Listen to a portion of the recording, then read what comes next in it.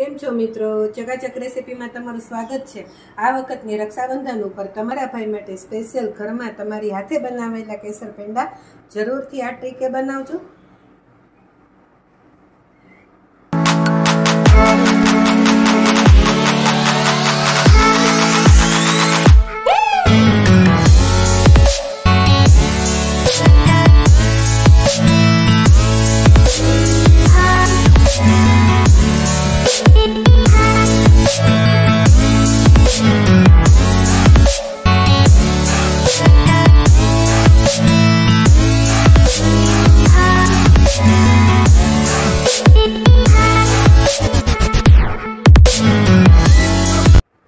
સૌપ્રથમ તો આપણે પેંડા બનાવવા માટે એક કઢાઈ લેશું।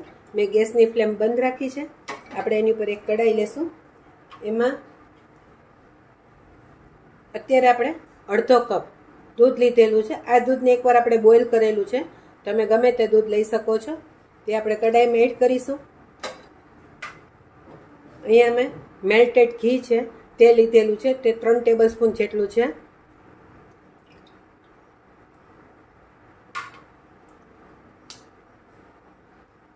અને આ મિલ્ક પાવડર છે। મિલ્ક પાવડરમાં 1 કપ જેટલું આપણે દૂધ લઈએ તેનાથી ડબલ આપણે મિલ્ક પાવડર લેવાનો છે। મિલ્ક પાવડર છે તે આપણે એડ કરીશું।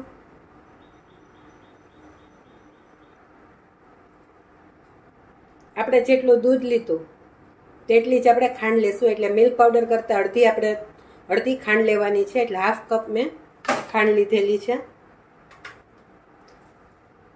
આ બધું આપણે મિક્સ કરવાનું છે। અત્યારે આપણે ગેસની ફ્લેમ છે તેને બંધ જ રાખવાની છે।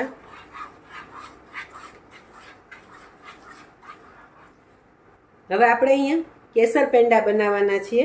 જો તમારે કેસર પેંડા ન બનાવવા હોય, કેસર ન હોય તો તમે સાદા વ્હાઈટ પેંડા પણ બનાવી શકો છો। મેં 1 ચમચી જેટલું દૂધ લઈ બોઇલ કરી અને તેમાં કેસર એડ કરેલું છે, જેથી તેનો કલર સારો આવે। અને આપણે અહીંયા યલો લેમન કલર છે, ફૂડ કલર છે, આ મેં લીધેલો છે। તમારી પાસે ન હોય તો તમે તેને સ્કીપ પણ કરી શકો છો, પણ આ બજાર જેવો સરસ કલર આવે તે માટે મેં લીધેલો છે। આપણે એના 2-3 ડ્રોપ્સ એડ કરીશું।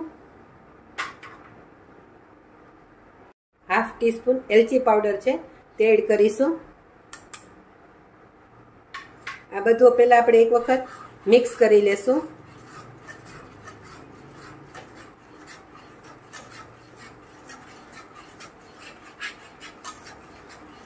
આવી રીતે બધું મિક્સ કરી લેવાથી ગેસ ઉપર જ્યારે આપણે પેનને ગરમ કરશું ત્યારે જે મિલ્ક પાવડર છે તેના ગાંઠા નહીં રહે, એટલે એક આ પ્રોસેસ તમે ખાસ કરજો। તમે જોઈ શકો છો આપણે આ બધું સરસ રીતે મેલ્ટ એકરસ થઈ ગયું છે।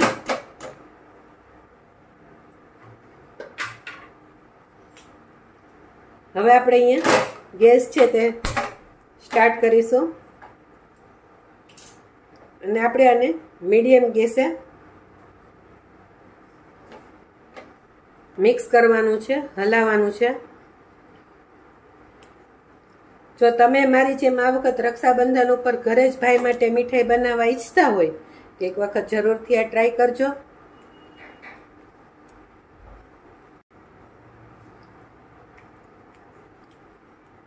અહીંયા જે મેં મેજરમેન્ટ લીધું તે પ્રમાણે જો તમે મેજરમેન્ટ લેશો તો તમારા પેંડા છે તે પરફેક્ટ બજાર જેવા જ બનશે। અને આપણું મિલ્ક પાવડર એ થોડુંક સ્વીટ ઉપર હોય છે, આથી મેં ખાંડ છે તે હાફ જ કપ લીધેલી છે। આપણે આને આવી રીતના ગાંઠા ન પડે તે માટે સતત 5 થી 10 મિનિટ હલાવતા રહેવું પડશે। આપણે ગેસની ફ્લેમ છે તે સ્લો ટુ મીડિયમ રાખીશું। થોડી ઉતાવળ ન કરવી, શાંતિથી આ કામ તમારે કરવું।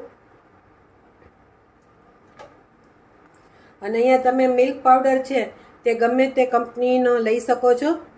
દૂધથી પેંડા બનાવશો તો થોડીક વાર લાગશે, જો તમે મિલ્ક પાવડરથી પેંડા બનાવશો તો તમારા 10 થી 15 મિનિટમાં જ રેડી થઈ જાય છે। અને અહીંયા એક બીજી વાતનું એ ખાસ ધ્યાન રાખજો કે તમે અહીંયા નોનસ્ટિક કડાઈ લેજો. એલ્યુમિનિયમ કે સ્ટીલની કડાઈ લેશો તો કદાચ એવું પણ બને કે તેમાં મિલ્ક પાવડર છે તે સ્ટીકી થતો જાય અથવા તો નીચે થોડું બેસી પણ જાય.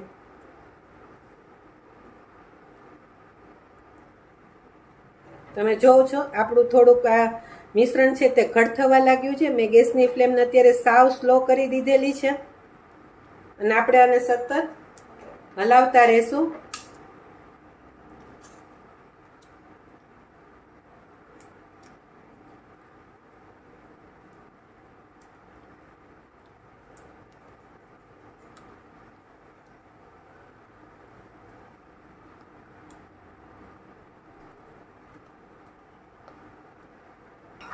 તમે જોઈ શકો છો આપણું ઘટ થવા લાગ્યું છે. અત્યારે તમારે ખાસ ધ્યાન રાખવાનું અને સતત આવી રીતના મિક્સ કરતા રહેવાનું છે. લમ્સ ન પડે તે વાતનું ખાસ ધ્યાન રાખવાનું.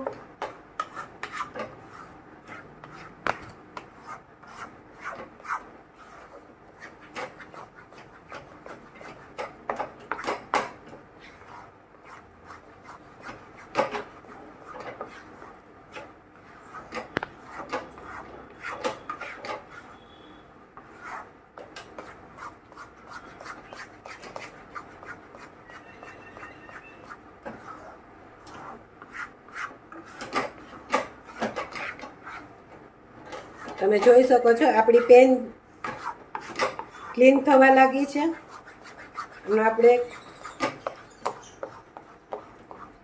સરસ ફ્લફી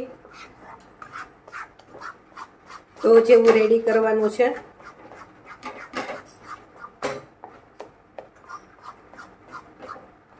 સાઈડમાંથી તમારે આવી રીતના તેને લેતું જવાનું.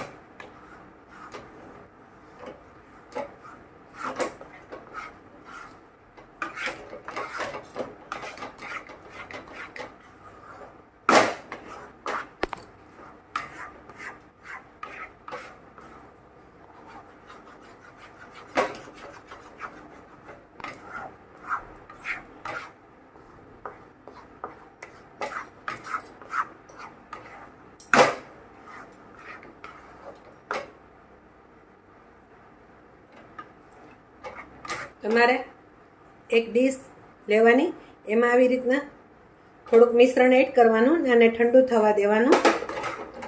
તે ઉપરથી એ ઠંડુ પડે તે ઉપરથી આપણને ખ્યાલ આવી જશે કે આપણું છે તે મિશ્રણ સરસ ઘટ થઈ ગયું છે અને આપણે એને બોલ્સ વાળી શકીએ તેવું થઈ જવું જોઈએ.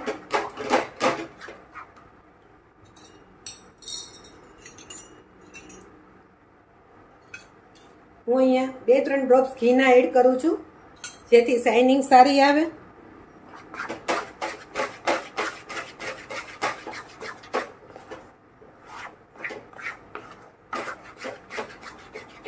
તમારે અહીંયા ઘી યુઝ ન કરવો હોય તો તમે રિફાઇન્ડ ઓઇલ પણ યુઝ કરી શકો છો.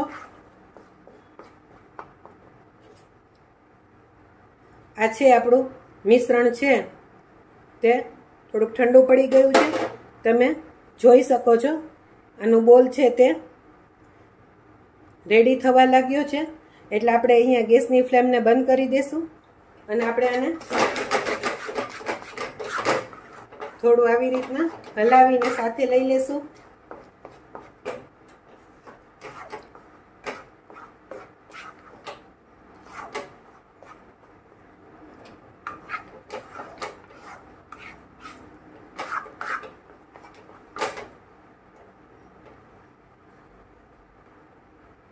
હવે આપણું આ જે મિશ્રણ છે તે આપણે એક ડીશમાં લઈ લેશું જેથી તે જલ્દી ઠંડુ પડી જાય. કડાઈમાં ન રાખવું.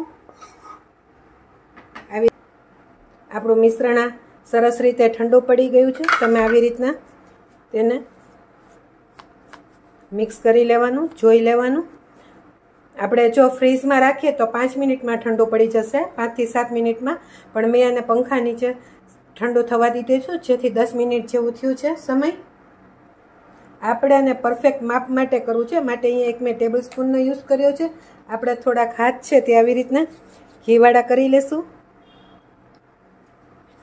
અને આપણે આને આવી રીતના 1 ટેબલ સ્પૂનના માપથી લેશું એટલે આપણા પેંડા છે તે બધા પરફેક્ટ માપના, એક જ માપના રેડી થાય.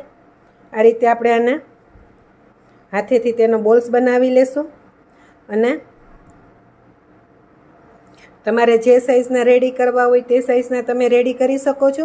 અને આપણે અહીંયા આવી રીતના અંગૂઠાની મદદથી આવી રીતના આપણે સેજ દબાવી પ્રેસ કરી અને પિસ્તાની કતરણ છે, બદામ છે કે કાજુની કતરણથી ગાર્નિશિંગ કરીશું. તમારી ઈચ્છા મુજબ તમે ગાર્નિશિંગ કરી શકો છો. મેં અહીંયા આવી રીતના પિસ્તા મૂક્યા છે. આ રીતે આપણે પેંડાને રેડી કરી લેશું.